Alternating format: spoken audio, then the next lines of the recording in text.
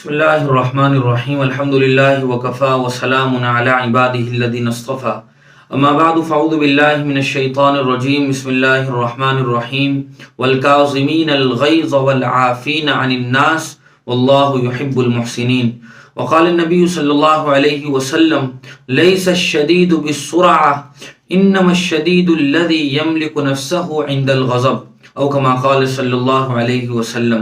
محترم بزرگوں، دوستوں، میرے دینی اور ایمانی بھائیوں، اللہ تبارک و تعالی نے کچھ عادتیں انسان میں ایسی رکھی ہیں کہ جو انسان کی فطرت کا حصہ ہیں۔ ان عادتوں کو انسان سے جدا کرنا یہ ناممکن ہے۔ مثال کے طور پر کھانا اور پینا، بھوک اور پیاس انسان کی ایسی عادت ہے جو اس کی طبیعت اور فطرت کا ایسا جزو لا ينفک اور ایسا لازمی حصہ ہے کہ بھوک اور پیاس کو انسان سے جدا کیا ہی نہیں جا سکتا۔ دنیا میں کوئی انسان کسی بھی علاقے میں رہتا ہو، کسی بھی رنگ نسل سے اس کا تعلق ہو، وہ کالا ہو گورا ہو، کسی بھی مذہب اور کسی بھی برادری سے اس کا تعلق ہو، کوئی انسان دنیا میں دعویٰ نہیں کر سکتا ہے کہ مجھے بھوک لگتی ہی نہیں ہے، مجھے پیاس لگتی ہی نہیں ہے۔ اسی طرح ایک عادت ہے جنسی خواہش، ہر انسان کے اندر اللہ تبارک و تعالی نے انسان کی فطرت کا اس کو بھی حصہ بنایا ہے۔ انہی میں سے ایک عادت ہے غصہ، ہر انسان کو غصہ آتا ہے۔ اسی لیے اللہ تبارک و تعالی نے ہمیں یہ حکم نہیں دیا کہ تم اپنی ان فطری عادتوں کو بالکل ختم کر دو، ہم سے اس طرح کا کوئی مطالبہ نہیں ہے۔ اگر اللہ تبارک و تعالی کی طرف سے اس طرح کا مطالبہ ہوتا تو اس مطالبے کی تکمیل اور اس ڈیمانڈ کو پورا کرنا یہ کسی کے بس میں بھی ممکن نہیں تھا۔ اور اللہ تبارک و تعالی کا ضابطہ ہے، اصول ہے، رول ہے، لا یکلف اللہ نفسا الا وسعها، کہ ہم کسی شخص کو اس کی طاقت سے زیادہ کا مکلف نہیں بناتے ہیں۔ کسی انسان کو یہ کہہ دیا جائے کہ تمہیں زندگی بھر کھانا ہی نہیں ہے، بھوکا ہی رہنا ہے، تو اس طرح کا مطالبہ اللہ تبارک و تعالی کسی انسان سے نہیں کرتے ہیں۔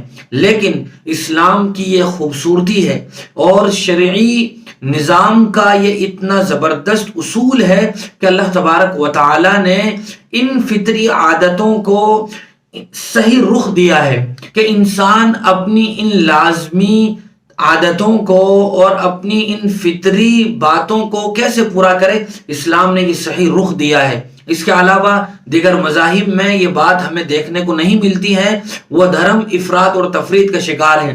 مثال کے طور پر عیسائی مذہب کو لے لیا جائے تو ان کا جو پادری ہوتا ہے، جو پوپ ہوتا ہے، وہ جو راہب ہوتا ہے، ان کے لیے شادی کرنا یہ جائز نہیں ہوتا ہے۔ اسی طرح ہمارے ملک میں جس مذہب کے ماننے والے سب سے زیادہ اکثریت میں ہیں، ان کے یہاں بھی ان کا جو دھرم گرو ہوتا ہے، اس کے لیے بھی گویا ان کے مذہب کا یہ مسئلہ ہے کہ وہ بھی شادی نہیں کر سکتا ہے۔ شادی کے علاوہ وہ کیا کچھ کرتا ہے، کتنے گل کھلاتا ہے اور کس طرح کی خبریں ہمیں ان کے بارے میں آئے دن دیکھنے کو اور سننے کو ملتی ہیں، یہ ہر ایک شخص جانتا ہے۔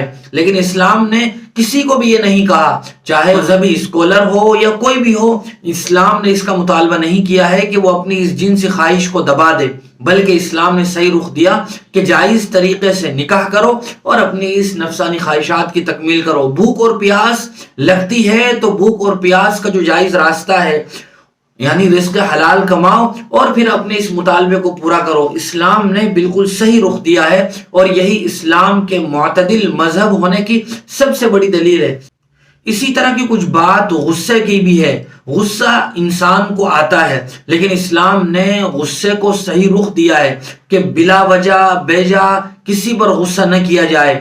جب غصے کی ضرورت ہو تو ضرورت کے بقدر ہی غصہ کیا جائے، اور اگر غصے کے بجائے انسان اپنے آپ کو کنٹرول کر لے تو یہ اور زیادہ اعلیٰ درجے کی بات ہے۔ اور ایسے لوگوں کو اللہ تبارک و تعالی نے پسند فرمایا ہے جو غصے کو پی جانے والے ہوتے ہیں۔ اللہ تبارک و تعالی فرماتے ہیں والکاظمین الغیظ والعافین عن الناس، کہ وہ لوگ جو غصے کو پی جاتے ہیں اور لوگوں کو معاف کر دیتے ہیں، اللہ تبارک و تعالی ایسے لوگوں کو پسند فرماتے ہیں۔ اس آیت سے جڑا ہوا ایک واقعہ ہے حضرت حسن رضی اللہ تعالی عنہ کا۔ ایک مرتبہ ان کی باندی انہیں وضو کرا رہی تھی، وضو کراتے ہوئے اس باندی کے ہاتھ سے لوٹا چھوٹ گیا جو حضرت حسن رضی اللہ تعالی عنہ کے سر پر لگ گیا۔ حضرت حسن رضی اللہ تعالی عنہ نے اس باندی کی طرف دیکھا تو وہ باندی کو اس آیت کا پتہ تھا کہ اس آیت کا کیا مضمون ہے، کیا مطلب ہے، کیا مفہوم ہے۔ اس نے جیسے ہی حضرت حسن کو دیکھا کہ غصہ آ گیا ہے، اس نے فوراً یہ آیت تلاوت کر دی، والکاظمین الغیظ، کہ اللہ تبارک و تعالیٰ غصہ پی جانے والوں کو پسند فرماتے ہیں۔ حضرت حسن رضی اللہ تعالی عنہ نے کوئی غصہ نہیں کیا ہے۔ پھر اس باندی نے اسی آیت کا دوسرا ٹکڑا پڑھ دیا، والعافین عن الناس، کہ اللہ تبارک و تعالیٰ معاف کرنے والوں کو پسند فرماتے ہیں۔ حضرت حسن رضی اللہ تعالی عنہ نے کہا میں نے تجھے معاف کر دیا۔ اس باندی نے پھر تیسرا ٹکڑا پڑھ دیا، واللہ یحب المحسنین، اللہ حضرت حسن نے فرمایا کہ میں نے یہ نیک عمل اسی لیے کیا ہے۔ غصے کا آ جانا یہ اتنا برا نہیں ہے جتنا برا یہ ہے کہ انسان غصے کو اپنے اوپر حاوی کر لے اور پھر غصے کی حالت میں جو چاہے کر بیٹھے، سامان توڑے، کسی کو گالیاں دے، ناجائز کسی پر ظلم کرے۔ غصے کا یہ مطلب ہرگز نہیں ہے۔ امام شافعی رحمۃ اللہ علیہ کا مقولہ ہے کہ جس انسان کو غصہ ہی نہ آئے وہ انسان نہیں بلکہ گدھا ہے۔ گویا غصہ تو آتا ہے لیکن غصے کو وقت پر کنٹرول کرنا یہ سب سے بڑی بہادری ہے۔ اسی لیے حضور اکرم صلی اللہ علیہ وسلم نے ارشاد فرمایا، لیس الشدید بالسرعہ انما الشدید الذی یملک نفسہ عند الغضب، کہ پہلوان وہ نہیں ہے کہ جو اکھاڑے میں دوسرے پہلوان کو پچھاڑ دے، بلکہ صحیح معنی میں پہلوان وہ ہے جو غصے کے وقت اپنے آپ کو کنٹرول کر لے۔ غصہ تو نبیوں کو بھی آتا تھا، اور اللہ تبارک و تعالیٰ نے انسانوں میں صفات کو بھی کم اور زیادہ رکھا ہے۔ کسی انسان کے اندر جلال بہت ہوتا ہے، کسی کے اندر جمال، خوبصورتی، حسن اخلاق بہت ہوتا ہے۔ حضرت موسیٰ علیہ السلام اللہ کے جلیل القدر اور اولو العزم پیغمبر تھے اور اللہ تبارک و تعالیٰ کے بہت لاڈلے نبی تھے۔ ان کا غصہ کتنا مشہور ہے، کتابوں میں آتا ہے کہ جب انہیں غصہ آتا تھا تو ان کے رونگٹے کھڑے ہو جایا کرتے تھے۔ موسیٰ علیہ السلام کے بارے میں قرآن مجید میں آتا ہے فَوَقَذَهُ مُوسَى فَقَضَى عَلَيْهِ، ایک مرتبہ قبطی اور اسرائیلی کا جھگڑا ہو گیا، انہوں نے قبطی کو اس زور سے تھپڑ مارا کہ اس کی سانسیں ہی نکل گئی، وہ دم توڑ گیا اور مر گیا۔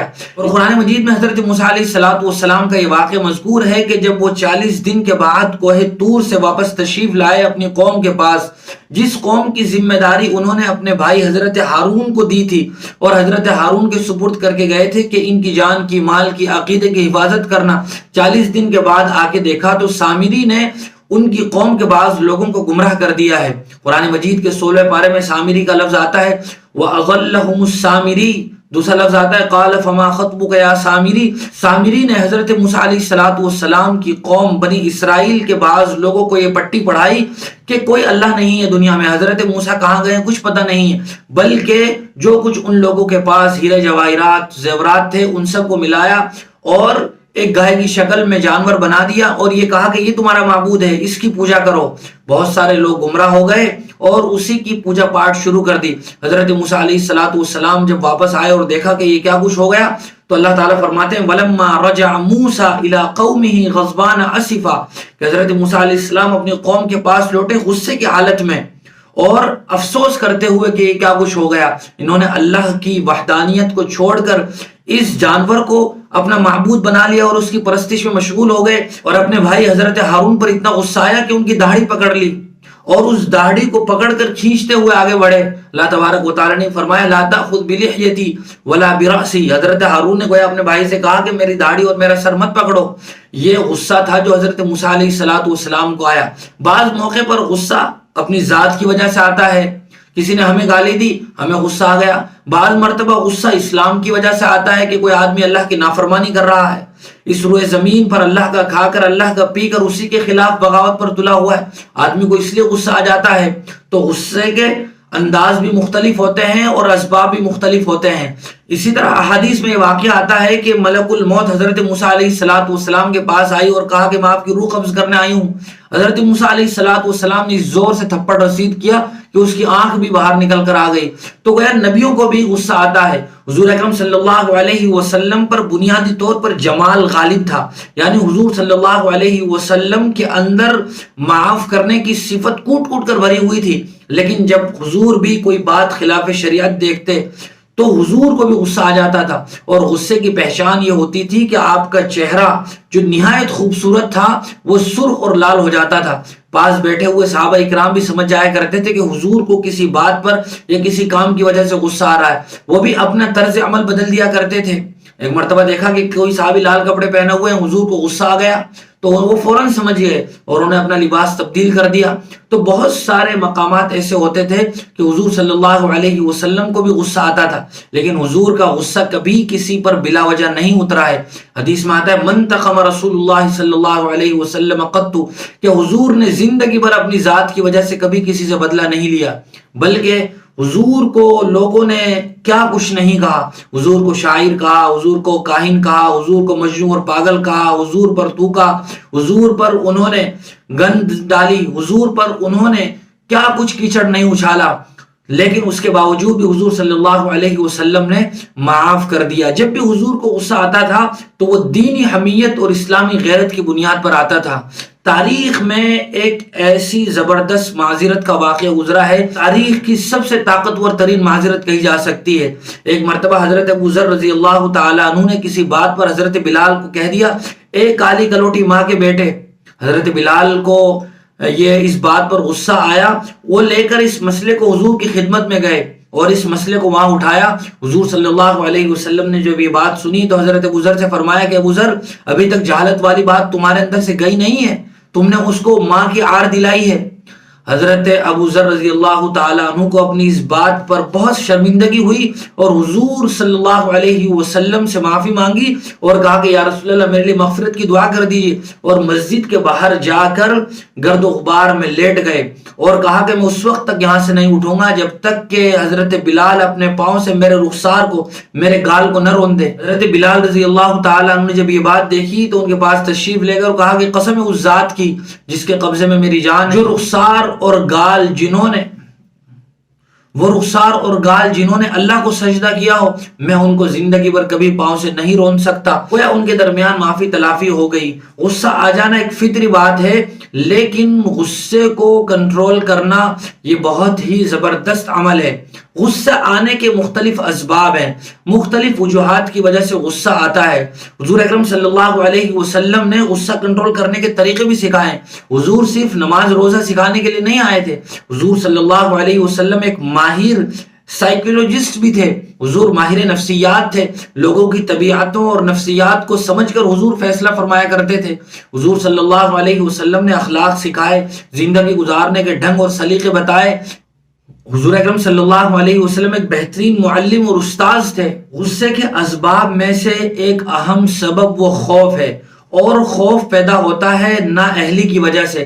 کسی انسان کے اندر کوئی کام کرنے کی اہلیت نہیں ہے، وہ کر بھی نہیں رہا ہے، یا اس کے اوپر ایک ذمہ داری ہے، اس ذمہ داری کی ادائیگی نہیں کر رہا ہے، اور اسے اس بات کا ڈر ہے کہ میرا مالک یا میرا آقا یا میں جس کے ماتحت کام کر رہا ہوں، باس کے انڈر میں، جب وہ مجھ سے پوچھے گا تو میں کیا کہوں گا۔ ایک وجہ اور سبب یہ بھی ہے کہ آدمی اپنے آپ کو تیس مار خواہ اور ترم خواہ سمجھتا ہے۔ بڑی برادری کا ہونے کی وجہ سے وہ دوسرے لوگوں کو انسان سمجھنے کے لیے تیار نہیں ہوتا ہے۔ دوسروں پر ظلم کرنا گویا وہ اپنا حق سمجھتا ہے۔ تو بہت سی مرتبہ بڑی برادری کے آدمی کو دوسری برادری کے لوگوں پر صرف بلا وجہ غصہ آ جاتا ہے، اور وہ اپنے آپ کو بڑا سمجھ رہا ہوتا ہے، دوسرے کو چھوٹا اور کمتر سمجھ رہا ہوتا ہے اور اس پر غصہ کر بیٹھتا ہے۔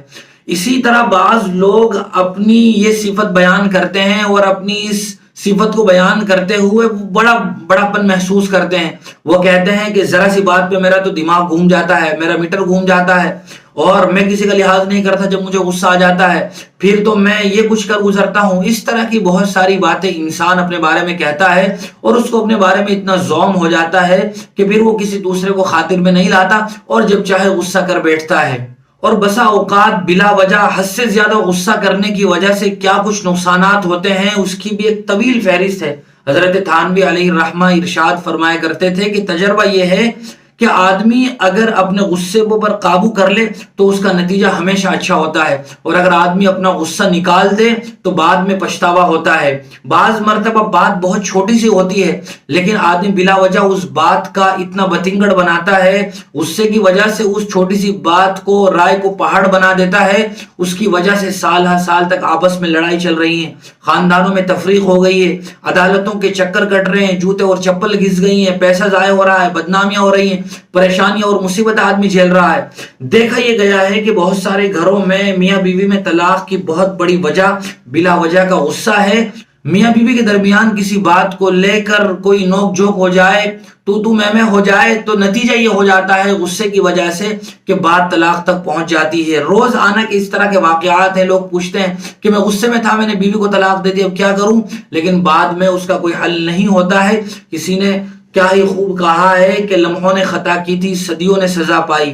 اور اگر ہم پر کسی نے ظلم بھی کیا ہو تو بہت سی مرتبہ اگر ہم اسے معاف کر دیں تو بدلہ لینے کے بجائے معافی کا اثر اس آدمی کی طبیعت پر بہت گہرا ہوتا ہے۔ ہر ظلم کا بدلہ ظلم نہیں، خوب سمجھ لے اے ناداں، اخلاق سے جیتا کرتے ہیں، احسان سے مارا کرتے ہیں۔ غزالی رحمۃ اللہ علیہ فرماتے ہیں کہ اللہ تبارک و تعالی کو ہر طرح کے گھونٹ پی جانے سے غصے کے گھونٹ کو پی جانا نہایت پسند ہے، اور حضور اکرم صلی اللہ علیہ وسلم نے غصے کو کنٹرول کرنے کے طریقے سکھائے ہیں۔ ایک روایت میں حضور صلی اللہ علیہ وسلم نے ارشاد فرمایا، اذا غضب احدكم وهو قائم فليجلس فإن ذهب عنه الغضب وإلا فليستجع، کہ جب تم میں سے کسی کو غصہ آئے اور وہ آدمی کھڑا ہوا ہو تو اسے چاہیے کہ وہ بیٹھ جائے، اور اگر غصہ ختم نہ ہو تو اس آدمی کو چاہیے کہ وہ لیٹ جائے۔ ایک دوسری روایت میں حضور صلی اللہ علیہ وسلم نے ارشاد فرمایا، ان الغضب من الشیطان وان الشیطان خلق من النار وانما تطفأ النار بالماء فاذا غضب احدكم فليتوضأ، کہ غصہ یہ شیطانی اثرات میں سے ہے، اور شیطان آگ سے پیدا کیا گیا ہے، اور آگ کو پانی سے بجھایا جاتا ہے، لہذا جب تم میں سے کسی کو غصہ آئے تو اس آدمی کو چاہیے کہ وہ وضو کر لے۔ وضو کی وجہ سے اس غصے کی آگ کو ٹھنڈا کرنا آسان ہے۔ وہ انسان جس حالت میں ہے، کنڈیشن میں ہے، جو سچویشن ہے، اس کو چینج کر دے اور تبدیل کر دے تو بہت زیادہ چانسز ہیں، امکانات ہیں کہ اس آدمی کا غصہ ختم ہو جائے گا، اور بڑے بڑے فتنہ و فساد رک جاتے ہیں جو بلا وجہ غصے کی وجہ سے جنم لینے والے ہوتے ہیں۔ ایک آدمی حضور اکرم صلی اللہ علیہ وسلم کی خدمت میں آیا اور اس نے کہا کہ یا رسول اللہ اوصنی، مجھے کوئی وصیت فرما دیجیے، تو آپ نے فرمایا لا تغضب، کہ غصہ مت کیا کرو۔ اس نے پھر حضور سے درخواست کی کہ یا رسول اللہ مجھے کوئی نصیحت فرما دیں، وصیت فرما دیں، فردد مرارا، کئی بار اس نے یہی کہا، تو حضور نے ہر مرتبہ کہنے کے جواب میں یہی فرمایا لا تغضب، کہ غصہ مت کیا کرو۔ اس سے اس بات کا اندازہ ہوتا ہے کہ غصہ آ جانا یہ بشری تقاضوں میں سے ہے، انسانی فطرت کا حصہ ہے، جس کو بالکل ختم نہیں کیا جا سکتا، لیکن اسے صحیح رخ دیا جا سکتا ہے۔ مسلسل محنت سے، اپنے آپ پر مسلسل کنٹرول کرنے سے انسان کی عادت یہ ہو جاتی ہے کہ پھر وہ جب چاہے اپنے آپ کو کنٹرول کر سکتا ہے۔ اسی لیے حکما اور عقل مندوں کا یہ کہنا ہے کہ غصے کی حالت میں کوئی فیصلہ نہیں کرنا چاہیے۔ بہت سی مرتبہ آدمی غصے میں بہت کچھ کہہ جاتا ہے، بہت کچھ کر جاتا ہے۔ مثال کے طور پر کسی آدمی کو لڑائی ہوتے ہوئے غصہ آیا اور اس نے غصے کے نتیجے میں کسی دوسرے آدمی کو قتل کر دیا، گولی چلا دی۔ اس کا غصہ آدھے گھنٹے کا تھا، 1 گھنٹے کا تھا، وہ اترنا ہی تھا، لیکن اس گولی چلانے کی وجہ سے جو دوسرا آدمی مر گیا ہے، اس کی سزا اس تھوڑے غصے کی وجہ سے انسان کو ساری زندگی بھگتنی پڑتی ہے۔ لہذا ہم حضور صلی اللہ علیہ وسلم کی ان فرمودات اور ملفوظات کی روشنی میں اپنے غصے کو صحیح رخ دیں اور بلا وجہ بے موقع غصہ کرنے سے پرہیز کریں۔ اللہ تعالی ہم سب کو عمل کی توفیق نصیب فرمائے۔ وآخر دعوانا الحمد للہ رب العالمین۔